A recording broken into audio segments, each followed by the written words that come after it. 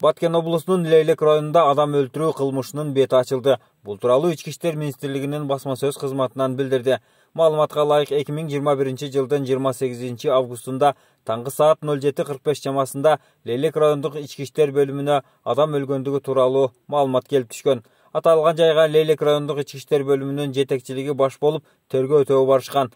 Исфана шаарынын 28 жаштагы М аттуу тургуну өз үйүндө уктап жаткан жеринен белгисиз адамдар тарабынан денесине бир нече жолу курч миздүү нерсе сайылып каза болгондугу белгилүү болгон. Бул факты жазык кодексинин 130 беренеси киши өлтүрүү менен катталып, сотко чейинки өндүрүш иши ачылып, тийиштүү экспертизалар дайындалган. Кылмышкерди ыкчам издөө тобу түзүлүп, шектүүнүн санаалашы Исфана шаарынын 21 жаштагы ШМ аттуу адамдын жашаган турак үйүнө барып, тинтүү жүргүзгөндө мыйзамсыз сактап жүргөн ТОЗ 8 үлгүсүндөгү сайлуу ок атуучу курал 21 дана ок тору менен 1 дана атайын кесилип даярдалган 21 калибрдеги сайсыз ок атуучу куралы, баштыкка оролгон наркотикалык зат, атайын беткап жана атайын каражаттар жашырып койгон жеринен табылып алынган. Мындан сырткары кылмыш жоопкерчилигинен качып жүргөн жеринен Сүлүктүү шаарынын 27 жаштагы ТН аттуу тургуну Исфана шаарынан кармалды. Учурда кармалгандар убактылуу кармоочу жайга киргизилип,